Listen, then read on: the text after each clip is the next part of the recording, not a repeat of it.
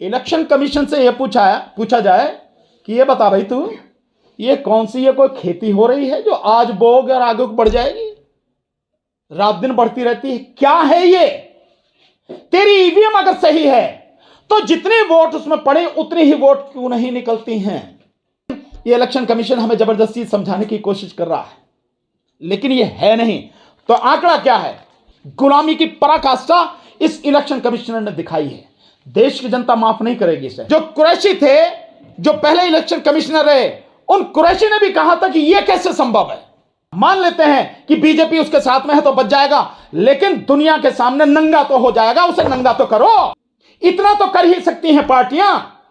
विपक्ष की पार्टियां ये भी नहीं कर सकती। अगर तुम ये भी नहीं कर सकते तो मैं तो ये कह सकता हूं कि तुम भी मर गए, तुम्हारा रहने का क्या फायदा? देश के साथ में गद्दारी कर रहे हैं और देश के संविधान और लोकतंत्र को कुचलने पर लगे हैं बड़ी बेशर्मी के साथ। ईवीएम के माध्यम से धांधली किस कदर है इसका अंदाजा आप सब लोग देख ही रहे होंगे, पर फिर भी एक डाटा जो मुझे मिला है चारों तरफ से, मैं वो आपको बता रहा हूं। जो ईवीएम पर डाटा है, कितनी बड़ी धांधली है। जो धांधली है साथियों, महाराष्ट्र में जो चुनाव हुए हैं, मतलब एक मुझे बड़ी मजेदार ये बात आती है। आपने कभी चने खाए हैं? आप शाम को चने जो उसमें भिगो देते हो आप पानी में, और सुबह तक वो फूल जाते हैं, अंकुरित वाले वो अंकुरित की भी आऊंगा, फूल जाते हैं। अब आप उन्हें गीले चनों को एक टॉवल में या किसी कपड़े में थोड़ा रख दीजिए, तो अगले दिन या उससे अगले दिन, दूसरे या तीसरे दिन उसमें अंकुर निकल आते हैं। वोट भी ऐसी बढ़ रही, मतलब मशीन में वोट पड़ रही तो ऐसी बढ़ रही कि पहले दिन कितनी, दूसरे दिन कितनी, और तीसरे दिन कितनी, और जिस दिन वोट खुलने हैं उसने दिन कितनी। अब मैं बताऊंगा, देखो आंकड़े कैसे मजेदार हैं, आपने सुने होंगे। 20 तारीख को जो महाराष्ट्र में वोट पड़ा, 5 बजे इलेक्शन कमीशन बताता है कि 58.22% वोट पड़ा। इसको हम जब वोट में कन्वर्ट करते हैं तो कितनी वोट हो गई? 5,64,88,024 वोट। इतने वोट 5 बजे तक पड़ गई। अब इसके बाद में 11:30 बजे इलेक्शन कमीशन का डाटा आता है। वो कहता है कि नहीं, अब जो वोट पड़ गई वो वोट पड़ गई 65.02%। यानी जो वोट पड़े, अब वो वोट कितनी हुई? वो वोट हुई 6,30,85,732। इतने वोट। मैं बता रहा ना कि कैसे चने फूल जाते हैं फिर अंकुरित हो जाते हैं। और ये अंतर कितना आ गया इतनी देर में? ये अंतर आ गया 65,97,708 वोट का अंतर आ गया, इतनी बढ़ गई। और ये यही नहीं रुकी, मैंने बताया ना अंकुरित होने में और 2 दिन लगते हैं, तो ये 2 दिन बाद अंकुरित हुई। 20 तारीख को पड़ी, 20 की रात तक ये हो गया। और जो 22 तारीख की शाम को जो आंकड़ा दिया वो भी इलेक्शन कमीशन ने नहीं दिया, वहां का जो मुख्यमंत्री के अंडर में कोई प्रकाशन विभाग या कुछ है उसने दिया आंकड़ा। वो कहता है वोट कितनी बढ़ गई? अब वोट हो गई आपकी 1.03% वोट और बढ़ गई, यानी कि 66.05% वोट हो गई। ठीक, इतने वोट और बढ़ गई। कितना और हो गया? मतलब ये हो गई टोटल जो वोट और बढ़ गई 9,99,359। और जब फाइनल आया तो 0.04% और बढ़ गई। जिस दिन गिनती हो रही है उस दिन कितना हो गया? जो टोटल जो वोट बढ़ी वो हो गई 7.83%, यानी लगभग 8% वोट बढ़ गई। टोटल वोट कितनी हुई है? 75,97,067। इतनी वोटें बढ़ गई इलेक्शन में। और इसके बाद आप देखेंगे जो झारखंड में हुआ है, झारखंड में कितनी बढ़ी, कैलकुलेट करके देखें कि झारखंड में क्या और यहां क्या है। झारखंड में पहले दिन जब 20 तारीख को पहले उसकी सेकंड फेज की जो वो थी, सेकंड फेज की उसमें पहले फेज की जो 13 तारीख को था उसमें जो वोटें पड़ी, वोटें थी 64.86%, 64.86%। टोटल वोट हुई 88,92,771। 11:30 बजे ये बढ़कर हो गई 66.48%, यानी 1.79% की वृद्धि हो गई। वोट हो गई 91,14,885। टोटल वोट कितनी बढ़ गई? 2,22,140। और सेकंड फेज की जो थी, सेकंड फेज की जो थी, उसमें क्या हुआ?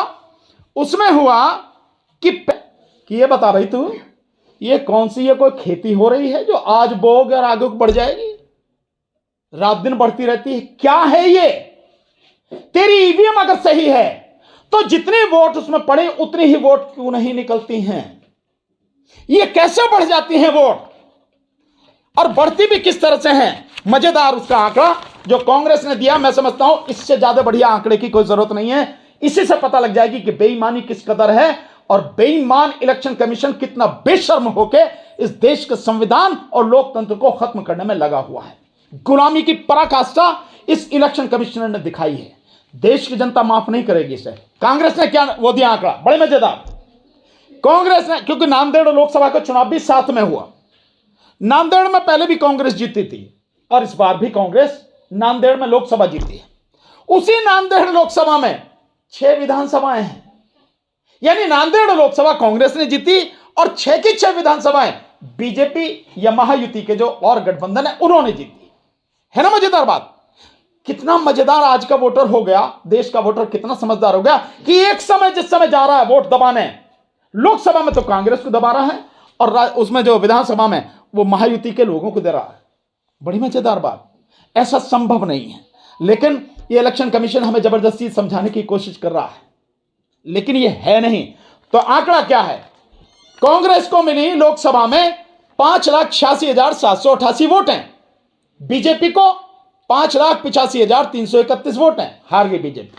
अब इसी में जो 6 विधानसभाएं हैं, एक विधानसभा का नाम है बोखर, दूसरी नांदेड़ नॉर्थ, तीसरी नांदेड़ साउथ, चौथी नालगांव, पांचवी देगलूर और छठी मुखेड़। ये 6 विधानसभाएं।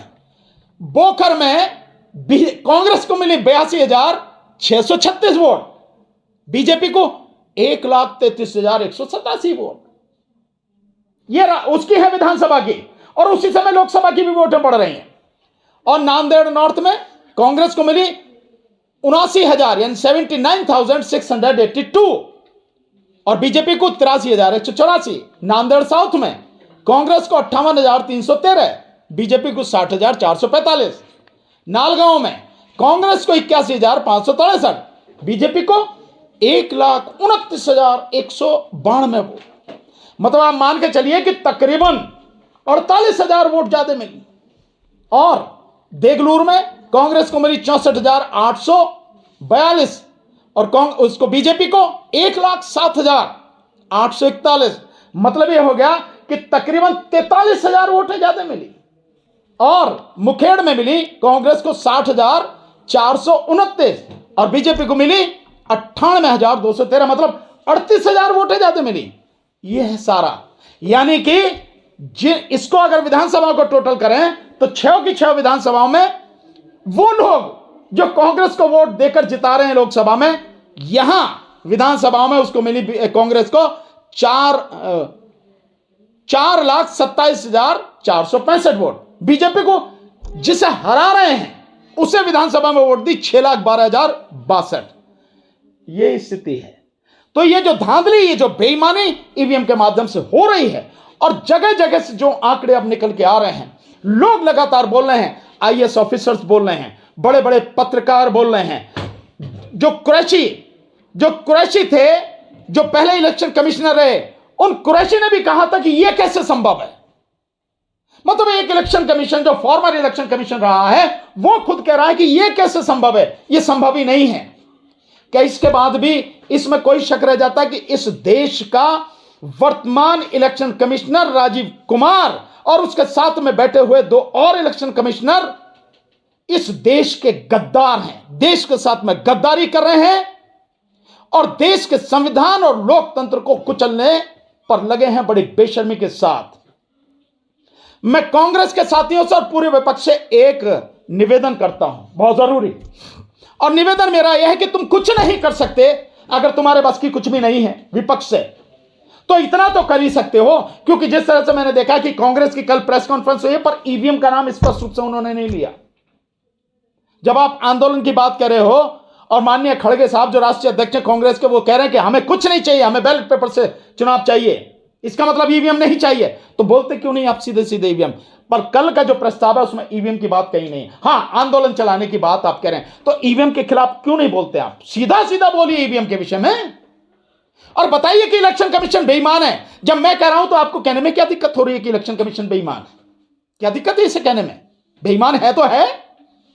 सो मेरा विपक्ष के साथियों से और कांग्रेस से विशेषकर नाम लेके कह रहा हूं, कांग्रेस के राष्ट्रीय अध्यक्ष माननीय मल्लिकार्जुन खड़गे जी से, कांग्रेस के नेता राहुल गांधी जी से, माननीय सोनिया गांधी जी से, प्रियंका जी से, और इसके साथ साथ समाजवादी पार्टी के राष्ट्रीय अध्यक्ष माननीय अखिलेश यादव जी से, टीएमसी के प्रेसिडेंट ममता बनर्जी जी से, जो डीएमके के प्रेसिडेंट से एमके स्टालिन साहब जो मुख्यमंत्री हैं उनसे, बाकी तमाम विपक्ष से मेरा इतना कहना है, ये जो सब कुछ है ये अनुच्छेद 324 के तहत इलेक्शन कमिश्नर की जो ड्यूटी है, इलेक्शन कमीशन की जो ड्यूटी है, उस ड्यूटी को उसने निभाया नहीं, उसके विरुद्ध काम किया है। उसकी ड्यूटी थी कि जितने भी लोग 18 वर्ष के हो गए इस देश में उन सबकी वोट हो, ना तो सबकी वोट बनी और गलत वोट उसमें हो नहीं, फर्जी, यह भी उसकी जिम्मेदारी है। और दूसरा उसकी जिम्मेदारी है कि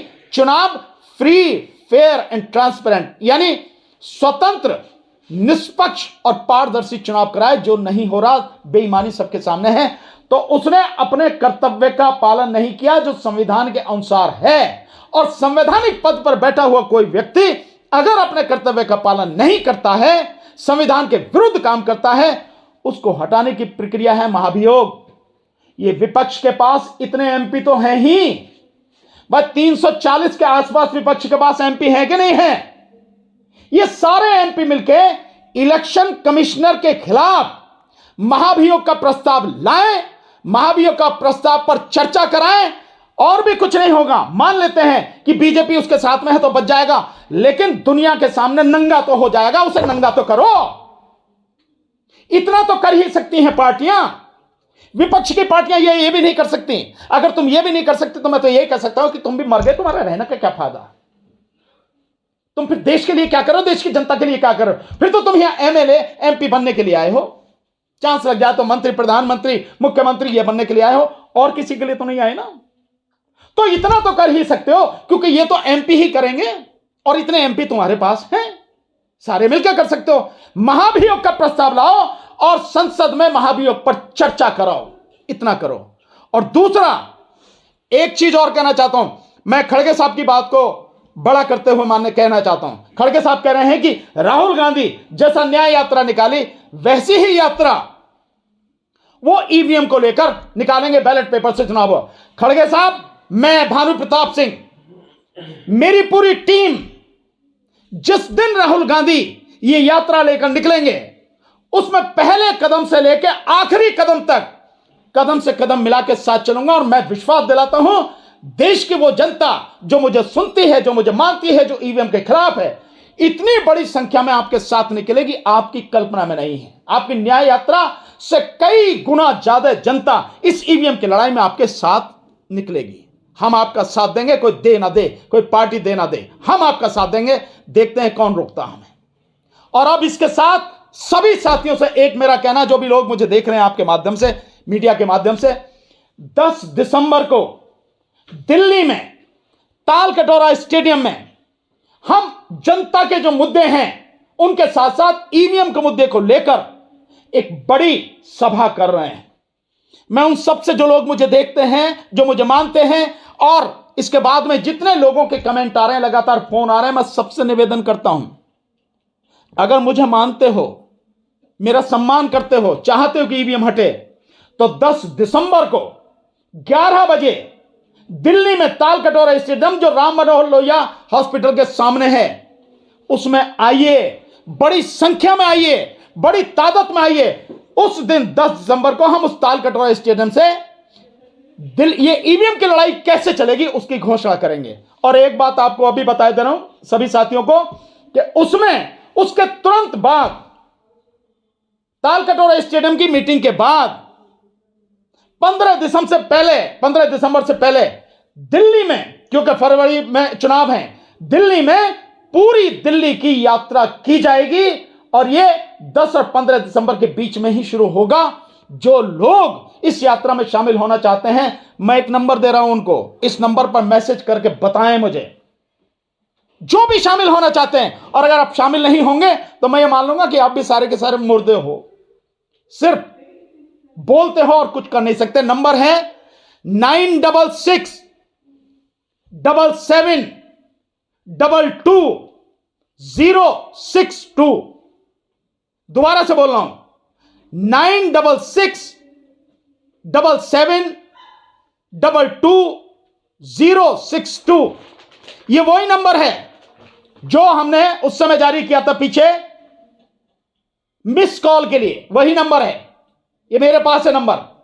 जो भी साथी इस यात्रा में, पूरी दिल्ली की यात्रा में ईवीएम से चुनाव ना हो दिल्ली का, इसके लिए साथ देना चाहते हैं, सड़क पर आए, हमारे साथ आए। नहीं तो फोन करने की जरूरत नहीं है, मैसेज भेजें इस नंबर पर। हिंदी में बोलता हूं उसको, 966 77 22 062 ये नंबर है। इस पर मैसेज भेजें कि हम इस यात्रा में शामिल होंगे। अपना नाम पूरा पता लिखकर भेजें साथियों। यात्रा शुरू होगी और यह लड़ाई अब पूरी जबरदस्त तरीके से, अभी पहली जो यात्रा होगी वो दिल्ली में, उसके बाद पूरे देश में किस तरह से यात्रा होगी, कहां से शुरू होगी, कहां कहां तक जाएगी, ये सारा 10 तारीख को हम आपको बताएंगे। बहुत बहुत शुक्रिया, आप सब आए।